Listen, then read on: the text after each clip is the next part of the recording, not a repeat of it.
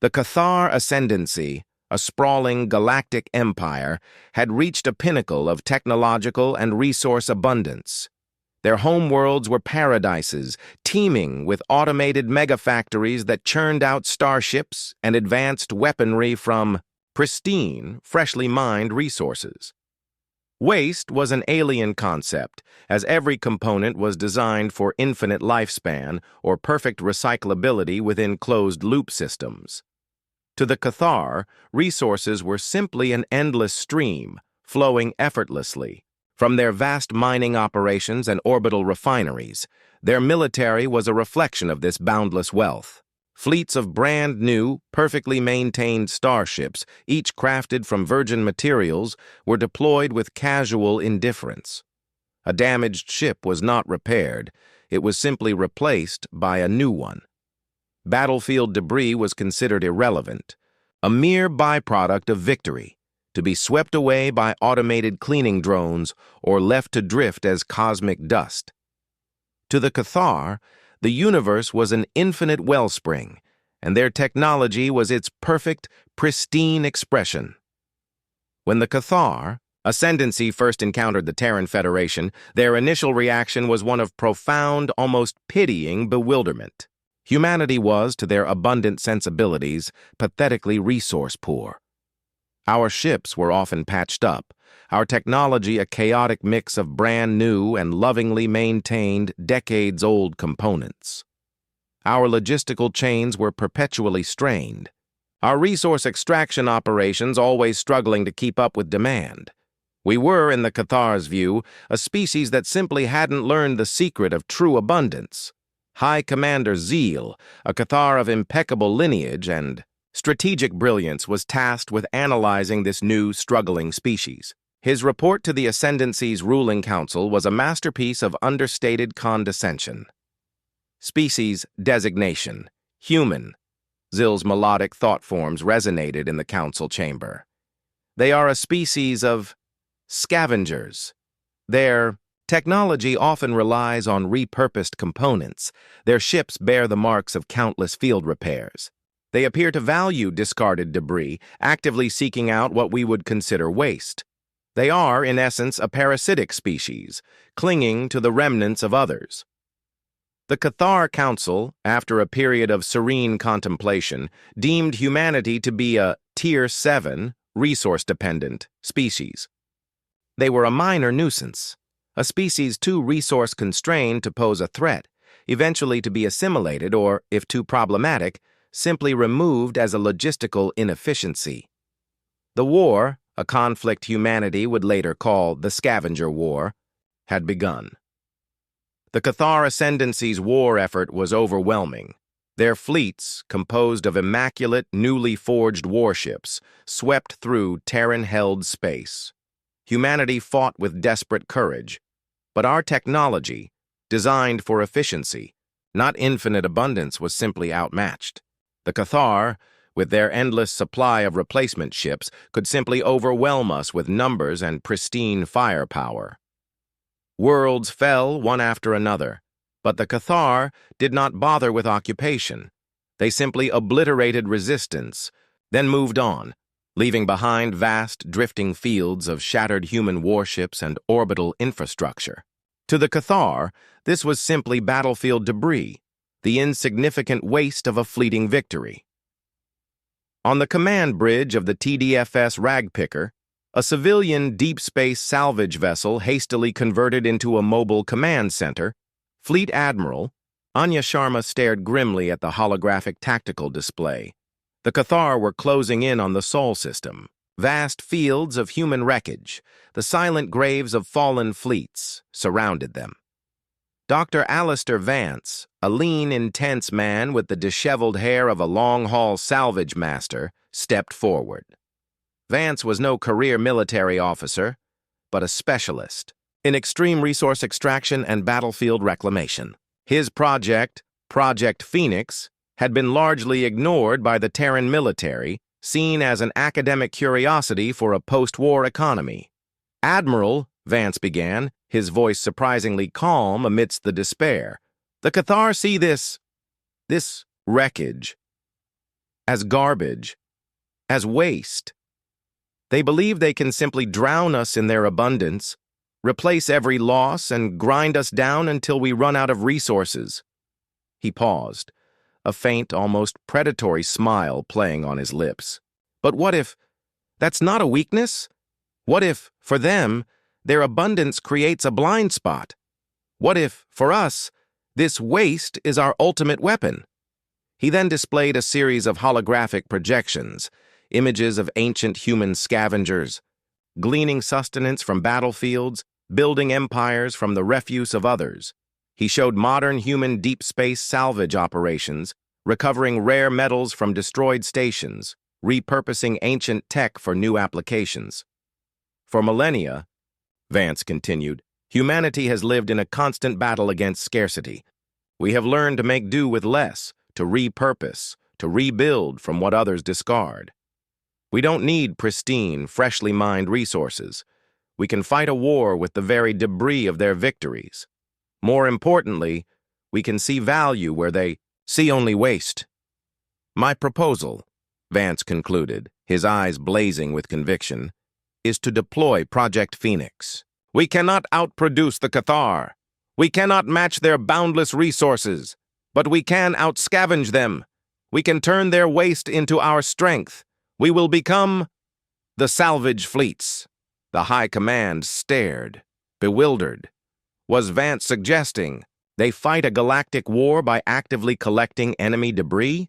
It was, to their resource-abundant minds, a profoundly illogical concept. But then again, so was everything else about humanity, and they were desperately, hopelessly outmatched and out-resourced. Project Phoenix was activated. It was a radical, almost absurd gamble. Its recruits were not soldiers in the conventional sense, but volunteers drawn from every discipline of human resourcefulness, deep space salvagers, asteroid miners, terrestrial junkyard owners, even professional artists who specialized in repurposing scrap. Their mission, to turn the battlefields of their defeats into the armories of their victories. Major Elena Rostova, a grimly practical former deep space engineer who had spent years sifting through the wreckage of forgotten star lanes, was put in charge of the first Salvage Fleet deployment. She understood the value of scrap. The K'tharr, in their methodical advance, always moved on from a conquered system, leaving behind vast fields of human wreckage. They considered these zones cleansed, worthless. On the bridge of the rag picker, with K'tharr fleets moving on to the next system, Vance and Rostova worked with their teams of reclamation engineers. Another K'tharr fleet has jumped out of the Nova Prime system, a comms officer reported. They've left behind the usual debris field, 200 destroyed human ships, a half-dozen orbital platforms. Estimated resource value, negligible. Rostova, however, remained calm. Negligible to them, maybe. Initiate Operation Ghost Fleet, send in the reclaimers, prioritize intact weapon systems, fusion cores, and any functional K'tharr components. And make it quick, before their sweepers arrive. The rag picker and its accompanying salvage fleet vessels, a motley collection of tractor beam-equipped heavy haulers and nimble repair drones, moved into the debris field. They didn't engage the enemy.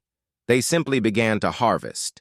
They salvaged undamaged Mac cannons from human destroyers, patched ruptured life support systems, and even began to extract and repair K'tharr energy conduits from shattered K'tharr. Scout ships, discarded by the K'tharr as inconvenient waste, the K'tharr, whose automated sweepers were designed to clear away inert debris, often reported anomalies. Commander, our debris sweepers are encountering unexpected activity in the Nova Prime system. High concentrations of human energy signatures. Data indicates they are salvaging their own wreckage. High Commander Zeal dismissed it with a contemptuous flick of his mandibles. Let them. They are merely picking through the bones of their defeat. It changes nothing. A few repurposed cannons will not turn the tide against our boundless production. But it did change something. From The wreckage of Nova Prime, a new human fleet emerged. It wasn't composed of brand new, pristine ships. It was a collection of patched-up, jury-rigged vessels, each bristling with salvaged human weapons, and, crucially, a few repurposed K'tharr components. These ghost ships were ugly, slow, but they were functional, and they were free. They hadn't cost humanity precious resources. They had recovered them from the battlefield. The Battle of the Ghost Fleet, as it came to be known, saw these resurrected human ships ambush a K'tharr supply convoy, catching them off guard. The K'tharr, expecting to fight pristine human ships, found themselves fighting the ghosts of their own victories, now armed with their own discarded technology. It was not a decisive victory, but humanity had demonstrated a terrifying new ability to turn defeat into a resource. The scavenger war had begun in earnest. The success of the ghost fleets, though bewildering to the K'tharr, was undeniable. Humanity, a species with no coherent resource doctrine, was somehow sustaining its war effort, not from its own limited minds, but from the battlefields of its defeats. High Commander Zeal ordered an analysis of the human scavenging. They are not simply salvaging, Zeal projected to the Ascendancy's council, a new note of apprehension in his thought forms. They are repurposing. They are taking our discarded technology, our waste, and integrating it into their own crude systems. They are fighting us with our own failures. The K'tharr, steeped in abundance, had no concept of resourcefulness born of scarcity. Their history was a chronicle of limitless production. Humanity, however, had a meticulously documented history of making do with less, of adapting existing technology to new purposes, of seeing value in what others discarded. Dr. Vance's project, Phoenix, now given unprecedented resources, began to systematically catalog and cross-reference K'tharr waste streams with potential human military applications. Their discarded hyper-accelerator coils, a young engineer named Ben Carter pointed out, his eyes gleaming with intellectual excitement. They're too small for their capital ships, but if we rig them with our own power conduits, they can massively boost our long-range sensor, arrays, or even provide a short-burst FTL jump for a small fighter. It's inefficient for them, but critical for us. Rostova's salvage fleets, instead of just recovering human wreckage, began to actively target K'tharr battlefields, recovering their discarded, suboptimal technology. They would use captured K'tharr repair drones, reprogrammed to identify and salvage specific K'tharr components. They were not just fighting a war, they were running a galaxy-spanning recycling operation, turning the K'tharr's boundless waste into humanity's grim arsenal. The K'tharr, accustomed to elegant optimized systems, found themselves fighting an enemy that was a chaotic mess of repurposed parts. Their highly sensitive systems, designed for pristine components, struggled to understand the jury-rigged human K'tharr hybrids. Their command structures, designed for clear, predictable engagements, were thrown into disarray by the utterly unpredictable performance of a human fleet powered by resurrected Frankenstein-esque technology. The psychological impact was immense. The K'tharr, whose entire society was built on abundance and perfection, were being forced to confront the unsettling reality that their waste was being turned against them. Their unified belief in endless resources began to fray. Individual. K'tharr commanders, accustomed to replacing losses effortlessly, began to question the wisdom of leaving behind such valueless debris. As the war progressed, the K'tharr, for the first time in their existence, began to experience something akin to resource constraint, then frustration, then a profound existential terror of their own. Their abundance, their limitless production, their endless supply of new ships, all were being undermined by a species that simply wouldn't stay destroyed. High Commander Zeal, his typically serene thought forms replaced by profound distress, struggled to comprehend. They are consuming our discards. Their fleets, They are growing, not from their own production, but from our waste.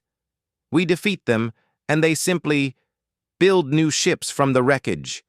We are fighting an enemy that is regenerating from our victories.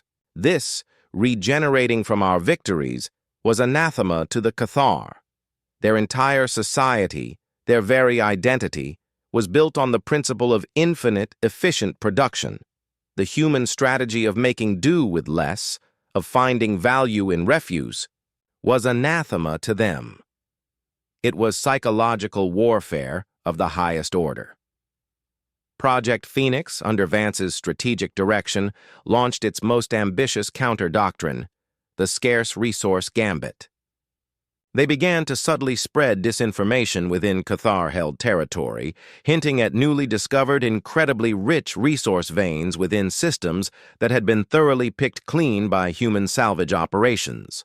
For the K'tharr, whose collective mind was built on perfect efficiency of resource acquisition, this was an assault on the very fabric of their being. Their unified belief in boundless resources began to fray. Individual K'tharr commanders, accustomed to absolute confidence in their resource streams, began to question reports, to hesitate, to experience moments of doubt about the true availability of raw materials, an anomaly unprecedented in their history. The Scarce Resource Gambit wasn't designed to terrify the K'tharr. It was designed to make them understand on a primal, incomprehensible level the sheer unbridled and often brutal pragmatism of the human relationship with resources. It was designed to show them a form of resourcefulness so vast, so complex, so utterly beyond their comprehension that it would shatter their very concept of economic reality. The K'tharr retreated. They didn't surrender. They simply pulled back, sealing themselves off from galactic society, their once proud ascendancy shaken to its very core. The war ended not with a bang, but with a bewildered, disheartened silence. The K'tharr, the ultimate purveyors of abundance, had encountered a species that was a far greater master of scarcity. They had encountered the Salvage Fleets. In the aftermath, the galaxy tried to understand what had happened. Humanity, the young, chaotic species, had defeated an ancient, seemingly invincible empire. They had done so not with superior firepower, but with a unique, almost pathological embrace of their own resourcefulness and their ability to thrive on what others discarded. Dr. Alistair Vance became a galactic legend, his theories on circular economy and battlefield reclamation now studied by every major species. Project Phoenix, though its combat mission was over, continued its research, delving deeper into the bizarre and often terrifying landscape of human ingenuity in the face of scarcity. General Rostova, now an admiral, oversaw the integration of controlled scavenging into all concordant military doctrines. She ensured that every new ship was designed not just for combat, but for ease of repair with repurposed parts, for modularity, and for the capacity to sustain itself on a minimum of resources. The Concordat, while grateful for humanity's victory, remained wary. They had seen the true power of the human capacity for adaptation, for resourcefulness, and for seeing value where others saw only waste. It was a power that both awed and deeply unnerved them. They had witnessed a species that could not only face down endless abundance, but reverse engineer it, repurpose it, and then weaponize its own discarded fragments. Years passed. The galaxy rebuilt. The threat of the K'tharr became a chilling legend, a cautionary tale of the dangers of infinite abundance. Humanity continued its chaotic, vibrant existence, but the war had left its mark. The members of the Salvage Fleets, the reclamation engineers, carried a unique burden. They had delved into the deepest recesses of galactic battlefields, and had, in turn, been exposed to the full, unfiltered brutality of both human and alien warfare. They were heroes, but they were also different. They saw the world through a lens that understood the subtle power of every discarded component in every silent wreck. Ben Carter, the young engineer, wrote best-selling analyses of ancient human and K'tharr resource management, demonstrating how the same principles of repurposing and resilience had played out across millennia. His work became a cornerstone of galactic economic and military theory. Dr. Vance, in his later years, often reflected on the true meaning of the Salvage Fleets. It wasn't just about military victory. It was about sustainability. Humanity, a species that had evolved with a potent, if often challenging, capacity for making do, had, over millennia, learned to thrive in a world of finite resources. We had turned our scarcity into a living, evolving defense against external abundance. When the K'tharr unleashed their endless fleets and boundless resources, they were not showing humanity anything new. They were simply showing us the waste we had already learned to turn into a weapon, the debris we had already learned to call home. And humanity, in its bizarre, beautiful, and utterly pragmatic way, had simply turned to the K'tharr and said, "You want to drown us in your trash? Good luck. We are the trash." The galaxy learned a profound lesson. Never underestimate a species that values what others discard. Never underestimate a people who find strength in their own ingenuity and their capacity to rebuild from nothing. For in that strange, paradoxical relationship with scarcity, humanity had forged an unbreakable shield and an even more terrifying weapon. We were not merely survivors of scarcity. We were its masters. We were its chroniclers. And if necessary, we would always be its ultimate students, ever ready to apply its lessons to the wars of tomorrow.